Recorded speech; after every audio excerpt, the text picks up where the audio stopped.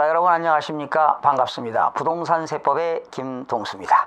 자, 오늘 양도소득세 제20강 시간이 되겠는데요. 오늘 양도소득세 학습정리 세 번째 시간이 되겠습니다. 여러분, 양도소득세는 시험범위 출제빈도가 높기 때문에 학습정리를 철저하게 학습하셔야 되겠습니다. 여러분 교재는 190쪽이 되겠습니다. 여러분, 취득세에서는 취득시라는 말을 쓰잖아요. 그러나 양도소득세에서는 양도 및 취득시란 말을 사용하고 있습니다. 그래서 민법상 취득시효입니다. 부동산 취득시기. 민법 245조 규정에 의해서 취득시효가 있죠. 취득세는 언제입니까? 취득세는 등기를 해야만이 취득으로 인정합니다. 그래서 취득세는 등기 등록 접수일이 되겠고요. 양도소득세는 점유 개시를 말합니다. 부동산, 당해 부동산의 점유를 개시하는 날이다. 기억하시기 바라고요. 그 다음에 소유권 환원된 자산의 취득시기입니다. 여러분, 원래 소유권 환원이라고 하는 것은 내가 타인에게 매매했던 물건이 다시 매도인 앞으로 소유권이 넘어오는 것은 소유권 환원인데, 이거는 소득세법상 양도라고 볼 수가 없습니다. 그래서 소유권 환원이 된 자산의 취득시기는 거기 나왔죠. 부동산 소유권이 타인에게 이전되었다가 법원에서 무효 판결에 의하여 당해자산 소유권이 환원될 때는 환원일이 아니라 옛날의 적에 당초 취득일을 말합니다. 제가 만약에 2000년도에 샀는데 그것을 2015년도에 매매했다가 다시 소유권이 환원됐다면 환원일이 아니라 옛날의 적에 당초 취득일이니까 2000년도가 취득시기가 되겠습니다.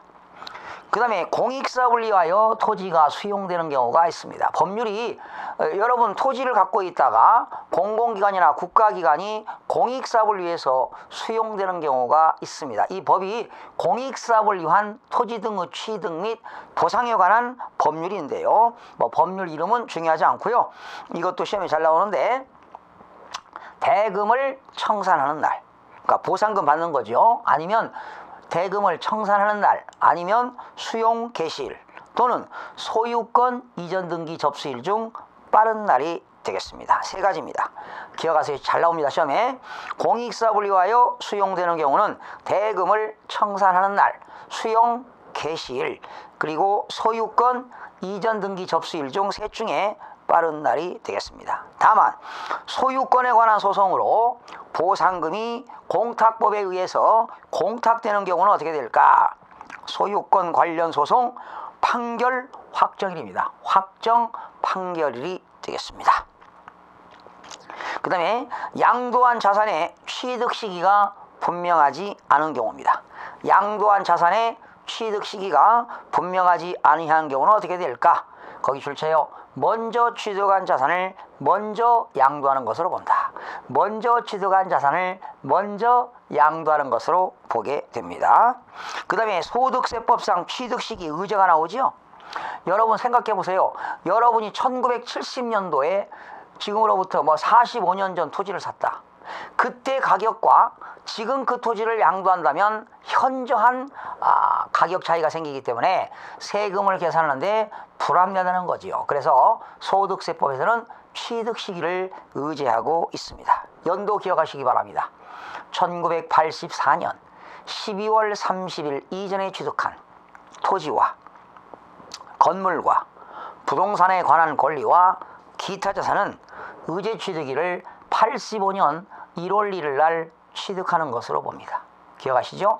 여러분이 82년도에 샀던, 81년도에 샀던, 79년도에 샀던 1984년 12월 31일 이전에 취득한 토지와 건물과 부동산에 관한 권리와 기타 자산은 85년 1월 1일 날 취득하는 것으로 의제합니다.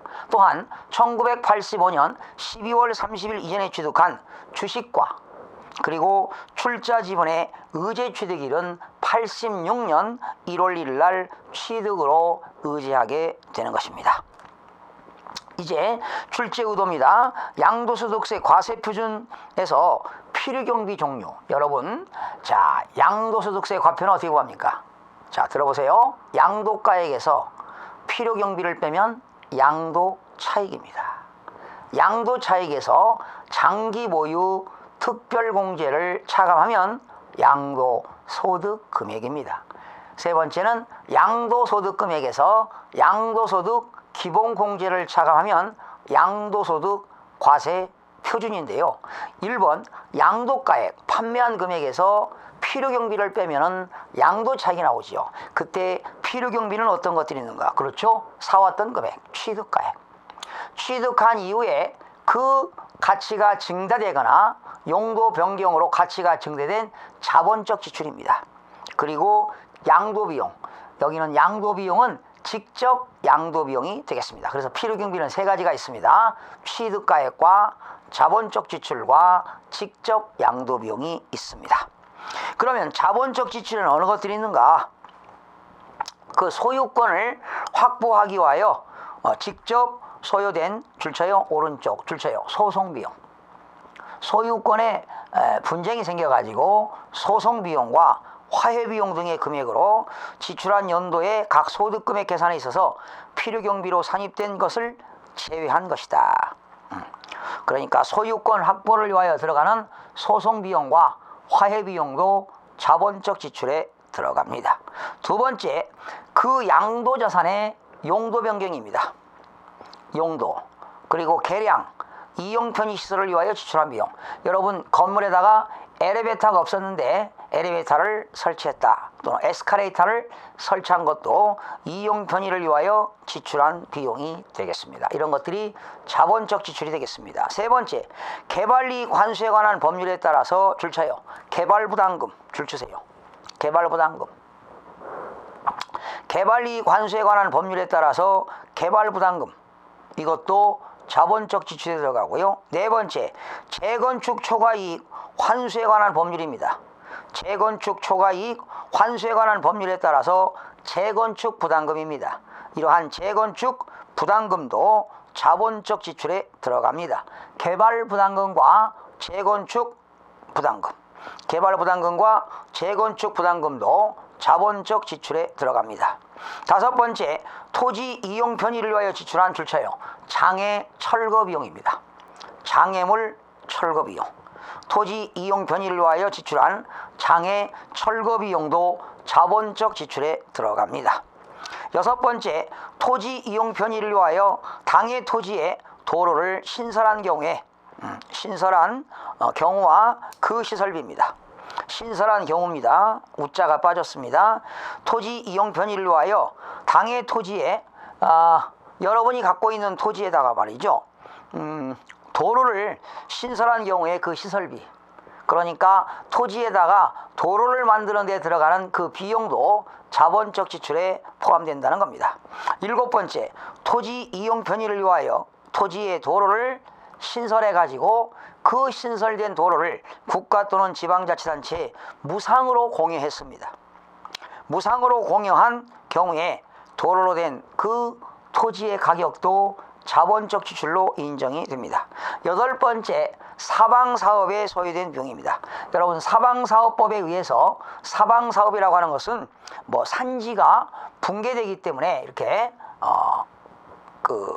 산지가 붕괴되지 않도록 그런 공사, 나무 같은 거 심는 거 있죠? 그런 것들, 또는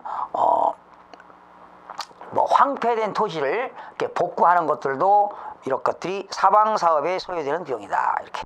네. 그죠? 여러분, 사방사업은 어디서 관리합니까? 관리 감독하는 기관은 산림청이 되겠고요. 산림청에 보면 산사태 방지과라는 게 있습니다. 산사태 방지과. 산사태 방지과에서 이렇게 사방사업을 하게 되는데, 여러분이 가지고 있는 토지에다가 사방사업 하는 데 들어가는 비용도 자본적 지출에 들어가게 되는 겁니다. 그 다음에 자산을 양도하기 위하여 직접 지출한 비용에는 어떤 것들이 있는가?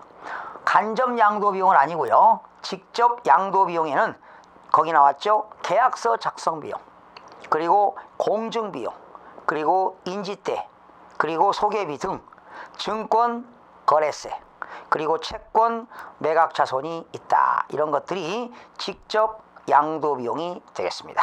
채권 매각 자손, 채권 매각 자손, 이런 것들이 직접 양도 비용이 되겠습니다.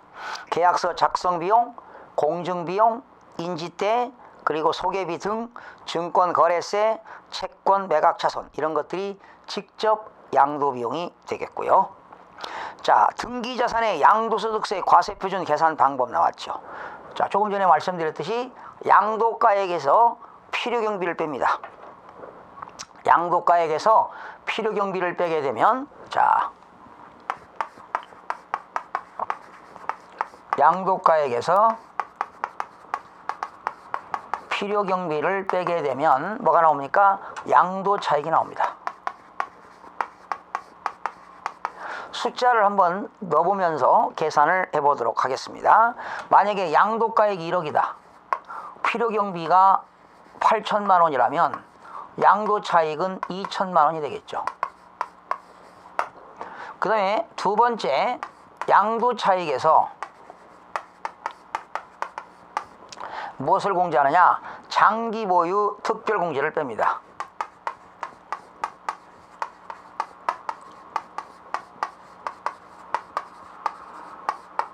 이 장기보유 특별공제는 토지라든가 건물, 그리고 조합원 입주권을 3년 이상 보유한 사람에게는 혜택이 주어집니다.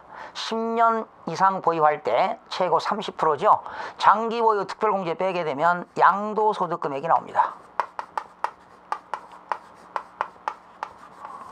이때 양도차익은 2천만 원이 되겠고요. 그러면 만약에 토지라고 하고요. 만약에 3년을 보유했다고 가정해봅시다. 3년에서 4년 보유하게 되면 양도차익의 10%가 됩니다. 그렇죠? 그러면 여기 10%가 얼마입니까? 최고 30%까지 공제합니다. 그죠?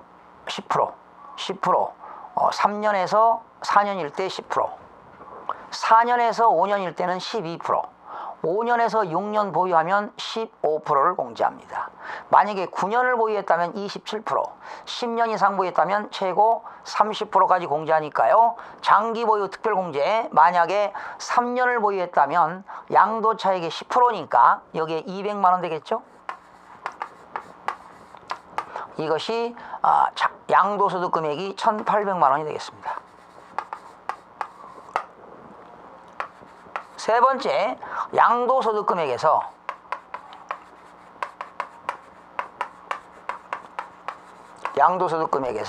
양도소득 기본공제를 뺍니다.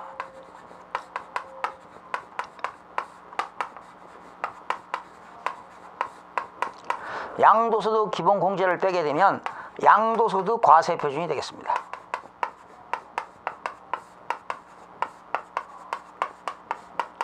양도소득 과세표준. 양도소득 금액은 1,800만 원이고요. 양도소득 기본공제는 1인당 250만 원을 공제하니까 양도소득 과세표준은 1,550만 원이 되겠습니다. 양도소득 과세표준은 1,550만 원이 된다라는 것이죠. 그러면 여러분, 여기 양도가액 1억에서 말이죠. 필요경비 빼고 장기보유 특별공제 빼고 양도소득 기본공제 빼면 양도소득 과세표준이 되겠습니다. 그런데 만약에 이 부동산이 미등기였다면 장기보유 특별공제를 적용하지 않습니다. 0입니다. 그러면 양도차익 2천만 원에서 0이니까 소득금액도 2천이 되겠죠. 소득금액 2천에 기본공제도 빼주지 않습니다. 그러면 2천이 되겠습니다. 결과적으로 미등기 자산의 경우 양도소득 과세표준은 양도 차액이 과표가 되는 겁니다. 그죠? 미등기 자산의 양도소득 과세표준은 양도 차익이 양도소득 과세표준이 된다. 거기 밑에 나왔죠. 미등기 양도자산의 양도소득 과세표준은 계산 금액은 어떻게 될까? 양도가액에서 필요경비를 빼게 되면 그 양도 차익이 양도소득 과세 표준이 된다는 것입니다. 다음 양도소득세의 장기보유 특별공제는 어떠한 자산에 대해서 적용하는가? 그렇죠? 장기보유 특별공제는 등기된 토지와 건물입니다. 그리고 조합원 입주권이 가능한데요. 조합원 입주권은 언제부터 가능하냐? 관리처분 계획 인가 전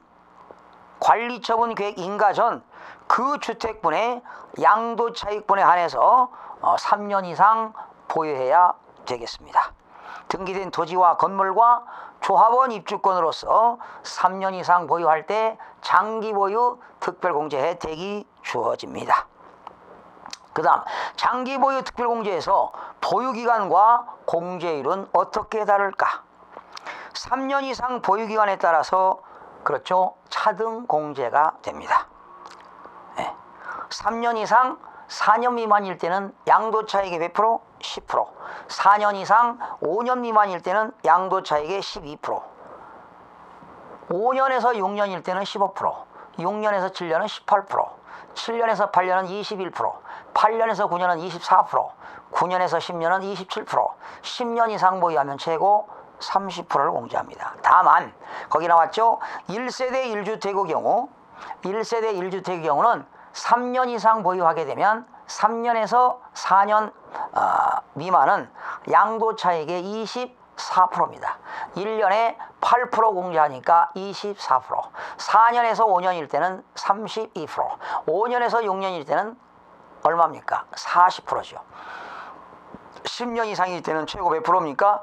80%입니다. 거기 10년 이상 보유할 때는 최고로 양도차익의 80%까지 공제를 해줍니다. 장기보유 특별공제를 적용하지 않는 경우는 어떤 경우일까? 그렇죠, 미등기 양도자산과 비사업용 토지입니다. 장기보유 특별공제가 적용되지 않는 것은 미등기 양도자산과 비사업용 토지이다. 또한 국외재산 양도 시에는 해외에 있는 부동산을 양도할 때는 적용하지 않습니다.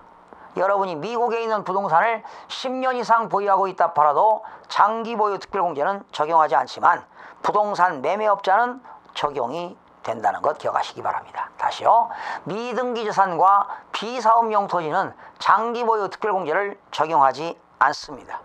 그러나 국외재산 양도 시에는 적용하지 않지만 부동산 매매업자는 적용된다는 것 기억하시기 바랍니다. 그 다음에 양도가액과 취득가액은요, 부동산을 판 양도가액과 취득가액은 실지 거래가격에 의하여 계산함을 원칙으로 하고 있습니다. 실지 거래가격을 원칙으로 하고 있지만 실지 거래가격이 확인되지 않을 때는 어떻게 될까? 그렇죠? 추계조사 결정을 하게 됩니다. 뭘 결정한다고요? 추계조사 결정합니다. 양도가액과 취득가액은 다 실거래가로 계산해야 되는데 실거래가를 알 수가 없다. 이때 취득가액을 알 수가 없을 때는 어떻게 될까요? 취득가액을 알 수가 없다. 자, 이것도 중요합니다. 취득가액을 알 수가 없을 때는 매감한기입니다. 여러분들이 산 금액 취득가액의 계약서도 없고 알 수가 없어요. 취득가액을 알 수 없다. 첫 번째는 매매 사례가액. 매매가 실질적으로 이루어지는 매매 사례가액. 그리고 감정가액. 그리고 감정가액을 알 수 없다. 환산가액. 환산가액도 알 수 없다. 기준시가가 되겠습니다. 그래서 취득가액은 매감환기입니다. 매매 사례가액. 감정가액, 환산가액, 기준시가가 되겠습니다. 그 다음에 양도가액은 어떻게 될까? 양도가액을 알 수가 없다.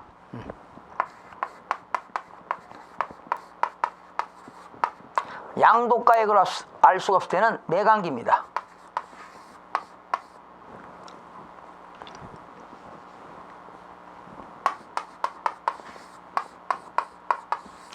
환산을 하지 않고요.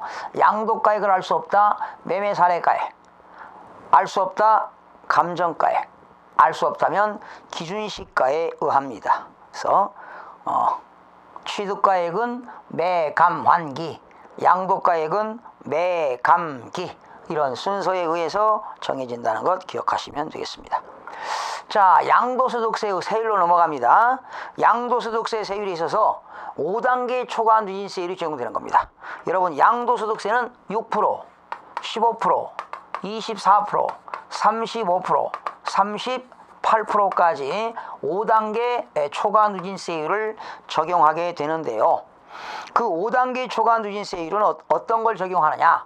토지와 건물과 부동산에 관한 권리로서 등기가 되고, 토지와 건물과 부동산에 관한 권리로서 등기가 되고 보유기간이 2년 이상인 자산입니다.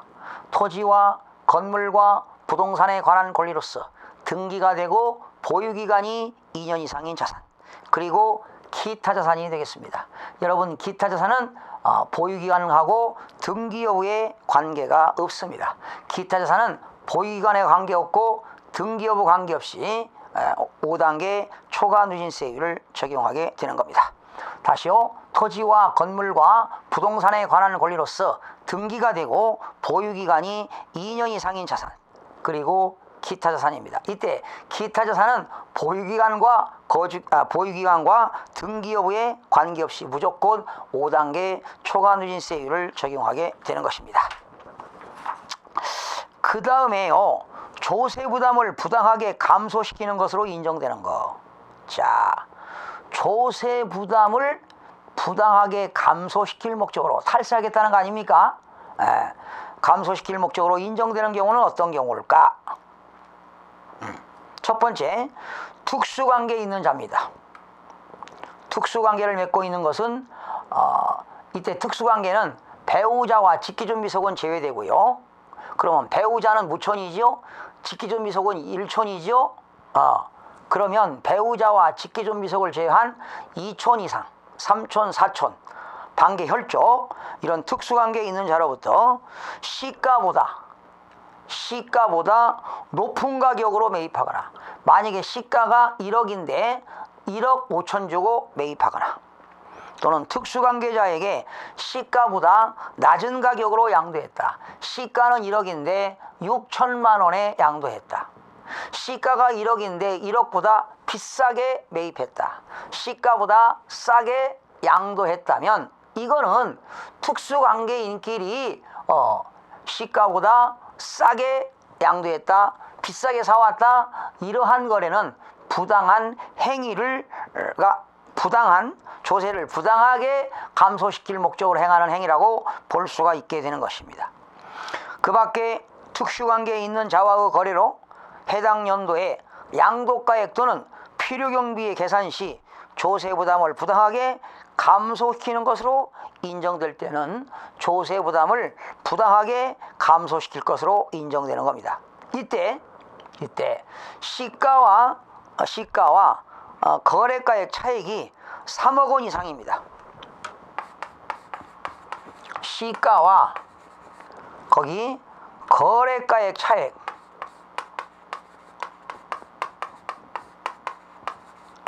시가와 거래가액 차익이 얼마요? 3억 원 이상. 시가와 거래가의 차익이 3억 원 이상이거나, 또 시가의 100분의 5에 해당하는 금액,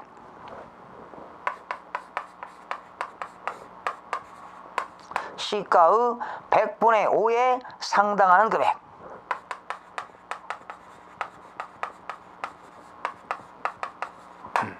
시가와 대가와의 차액이 3억 원 이상인 경우, 시가와 대가와의 차액이 3억 원 이상인 경우, 그리고 시가의 100분의 5에 상당하는 금액, 이렇게 차이가 있으면 둘 중에 하나만 해당하게 되면 조세 부담을 부당하게 감소시킬 것으로 인정되는 경우로 해당이 되겠습니다.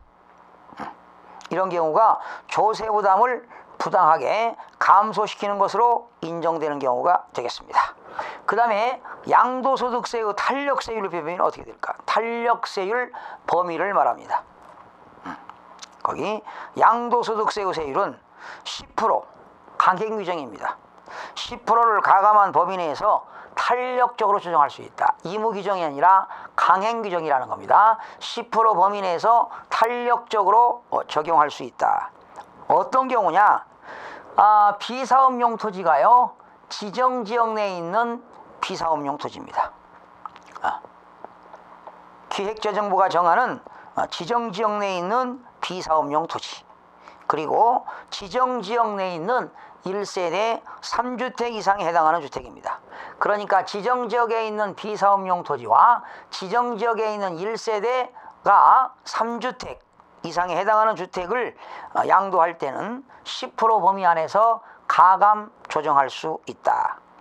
그러면 만약에 6단계, 5단계 초과 누진세율의 최고 세율이 38%라면 10%니까 48%까지 더 받을 수도 있다라는 얘기입니다. 1세대 3주택과 비사업용 토지를 양도하는 경우 양도소득세의 세율은 그랬습니다. 2009년 3월 16일 양도분부터 2000올해 15년 30일까지는 5단계 초과 누진세율을 적용합니다. 단 2년 이상 보유하는 경우에 하나입니다. 여러분, 현재 말이죠, 비사업용 토지를 양도하던 1세대 3주택 이상을 양도해도 5단계 2년 이상만 보유하고 양도할 경우는 5단계 초과 누진세율을 적용하게 되는 겁니다. 그 다음에 양도소득세 50%를 적용하는 경우는 어떻게 될까? 그렇죠? 토지와 건물과 부동산에 관한 권리로서 보유기간이 1년 미만인 것, 1년 미만인 건 50%고요. 1년 이상 2년 미만인 것은 40%가 되겠습니다. 거기 나왔죠. 양도소득세 40%를 적용하는 경우는 토지와 건물과 부동산에 관한 권리로서 보유기간이 1년 이상 2년 미만인 경우는 40%를 적용하게 되는 겁니다. 그 다음에 양도소득세 부당행위 계산 나와 있습니다. 네. 거기 한번 읽어보겠습니다. 읽어보고 다음 시간에 자세하게 그림을 그려가면서 설명드리겠습니다. 1항 보세요.